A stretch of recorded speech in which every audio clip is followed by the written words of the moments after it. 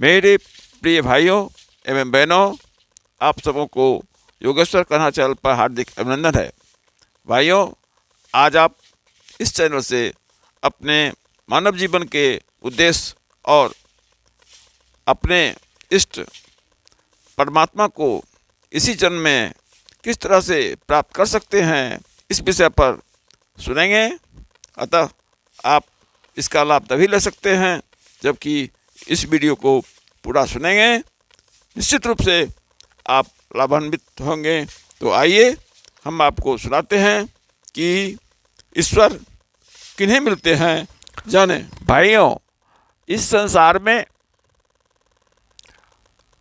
बहुत से ऐसे लोग हैं जो मूर्ति पूजा में विश्वास नहीं रखते हैं और नहीं करते हैं, जबकि अधिकांश ऐसे लोग हैं जो मूर्ति पूजा के द्वारा भगवान को प्राप्त किए हैं और करते हैं। आप भी करेंगे, लेकिन इसके लिए भक्ति जरूरी है। तो आज आप इस चैनल के माध्यम से इस बात को जानकर अपने मानव जीवन के मुख्य उद्देश्य जो है परमानंद की प्राप्ति, उसके लिए आप इस चैनल को पूरा सुनेंगे और मूर्ति पूजा के बारे में जान पाएंगे। राम ही केवल प्रेम प्यारा।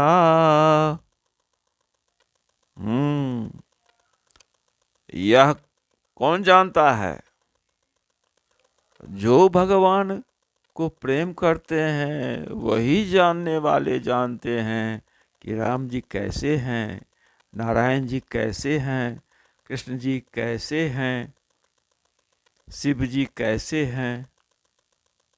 भगवान एक हैं, उनके समय काल और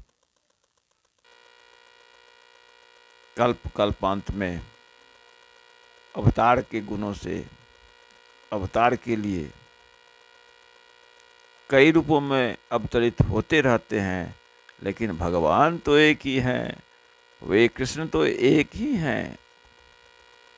तो बताते हैं, राम ही केवल प्रेम प्यारा, राम ही केवल प्रेम प्यारा। एक बार उद्धव जी ने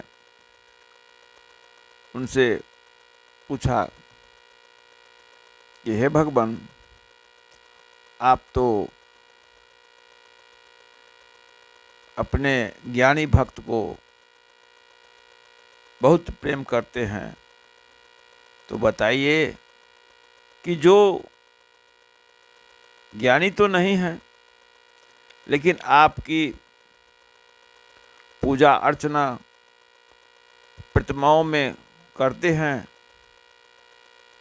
तो उन्हें आपकी प्राप्ति होती है या नहीं होती है, यह मुझे समझाइए। भगवान कहते हैं, हे उद्धव, ज्ञान तो जरूरी है ही, लेकिन जो ज्ञान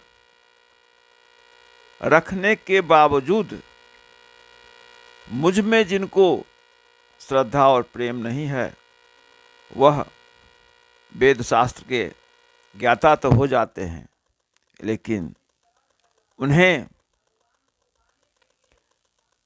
मुझे नहीं पा सकते।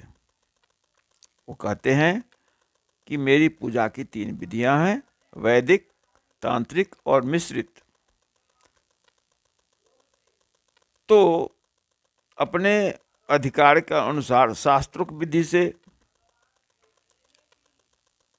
वो द्विजत्व को पाकर फिर श्रद्धा और भक्ति के साथ वह मेरी पूजा कर सकते हैं, और जो ऐसा नहीं कर सकते हैं वो तांत्रिक विधि से और जो ऐसा भी नहीं कर सकते हैं वो मिश्रित रूप से। यानी यह नहीं जरूरी नहीं कि द्विजत्व को प्राप्त कर ही कोई मेरी आराधना पूजा करें, क्योंकि मैं तो सर्वात्मा हूँ। इसी बात को वो आपको श्रीमद् भागवत पुराण के 11वें स्कंध के 27वें अध्याय के 48वें श्लोक में कहते हैं, अर्चादिषु यदा यत्र श्रद्धा मम तत्र च अर्चयेत् सर्वभूतेषु आत्मनि च सर्वात्माहम् अवस्थितः। हे उद्धव, प्रथमार्ध में जब जहाँ श्रद्धा हो तब तहाँ मेरी पूजा करनी चाहिए, क्योंकि मैं सर्वात्मा हूँ, सभी जीवों सभी प्राणियों के हृदय में अस्तित्व हूँ, सभी भूतों में हूँ। मेरे लिए जड़ और चेतन का भेद नहीं है, मैं सभी भूतों का स्वामी हूँ, सभी के हृदय में अवस्थित हूँ, और मैं समस्त प्राणियों में और अपने में भी स्थित हूँ। अतः श्रद्धा होनी चाहिए, और वो उस श्रद्धा के द्वारा मुझे प्राप्त कर लेंगे, वो मेरी पूजा अर्चना कर मुझे प्राप्त कर लेंगे। वह पूजा वैदिक हो या न हो, लेकिन श्रद्धा और प्रेम होना अनिवार्य है। और भजन और श्रद्धा यह दोनों तभी बनता है जब दोनों एक हो जाता है। बिना श्रद्धा के भजन नहीं है। अगर भजन है, सिर्फ गाना है, अगर उसमें श्रद्धा नहीं है, तो आइए मैं आपको प्रस्तुत कर रहा हूँ कुछ ऐसे श्रद्धालु भक्तजनों के भजन जो आप कहिएगा ये गाना है, लेकिन गाना नहीं है, श्रद्धा से की गई पूजा का, भगवान की पूजा का एक उदाहरण है। अतः आप इसे हृदयंगम कीजिए और सुनिए।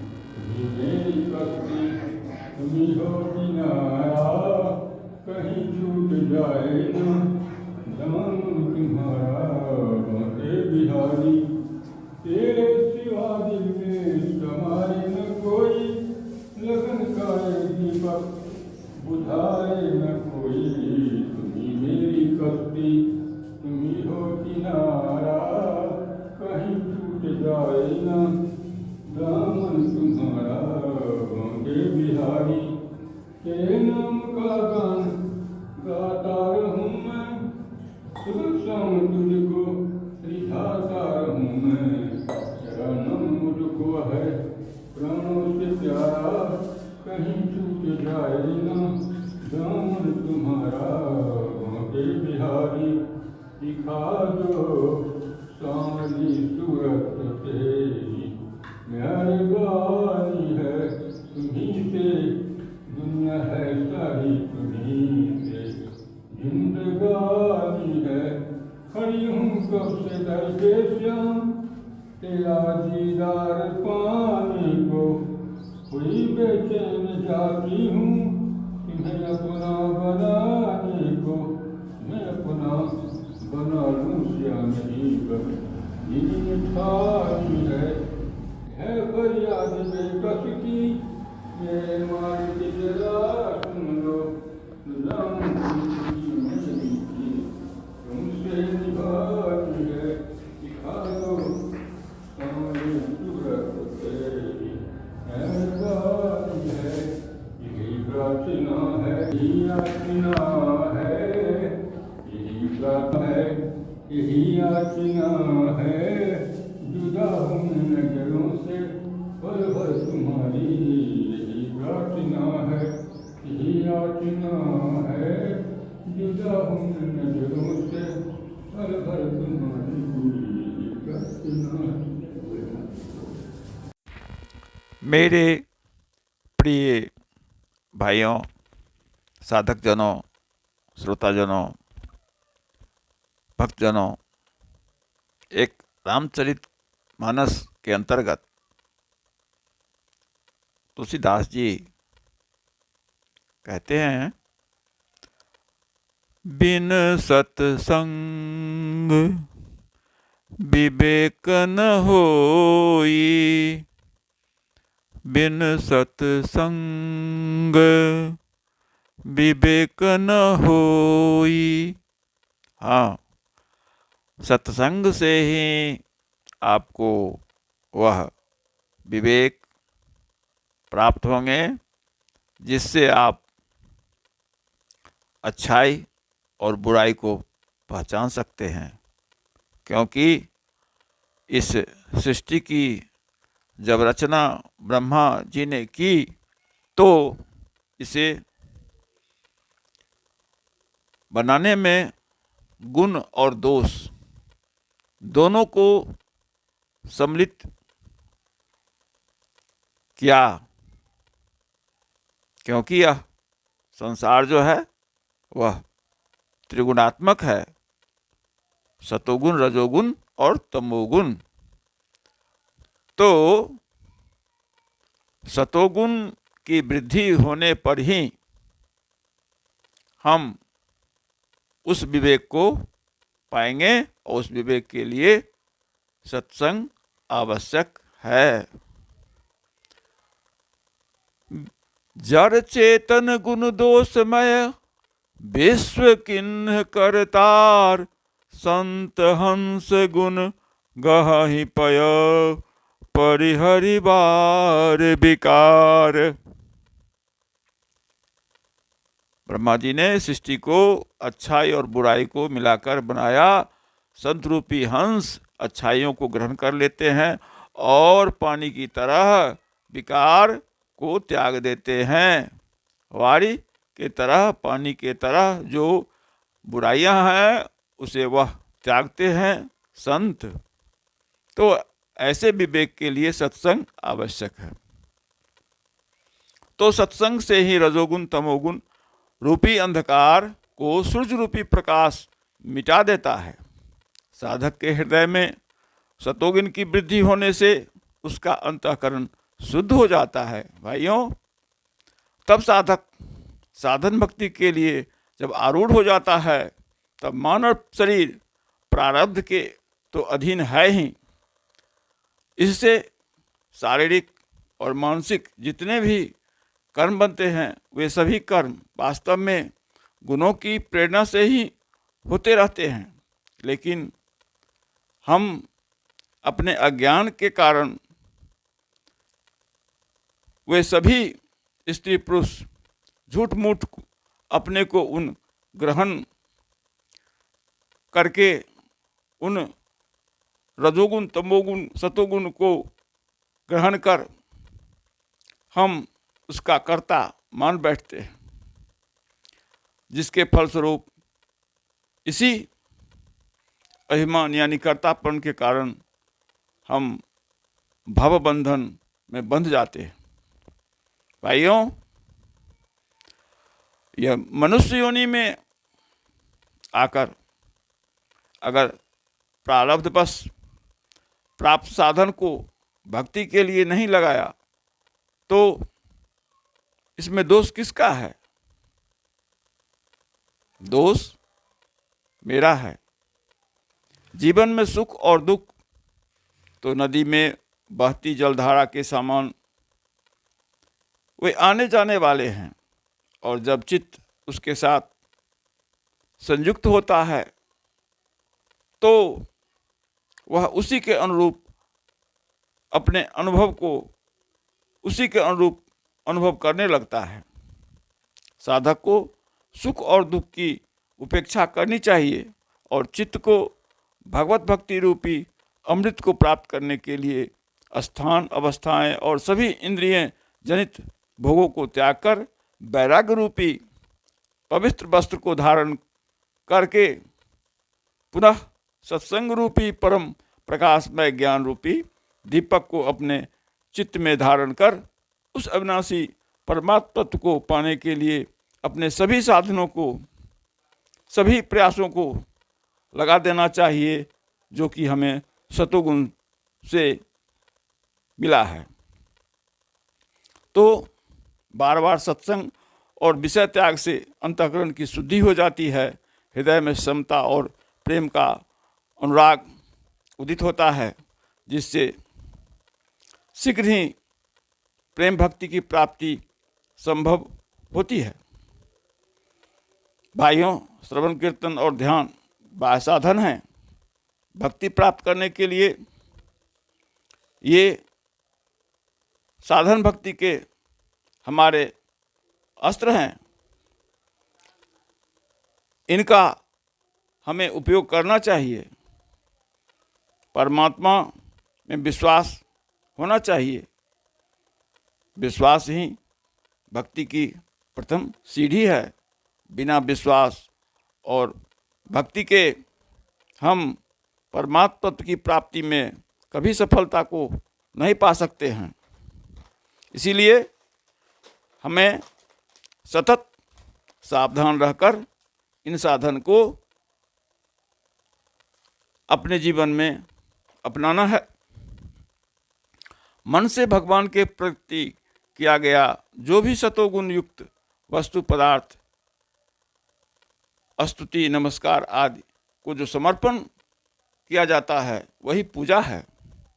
अतः पत्रम पुष्पम फलम तोयम यो मे भक्त्या प्रयच्छति तद अहम भक्त्युपहृतमस्तृणामि प्रयतात्मनः।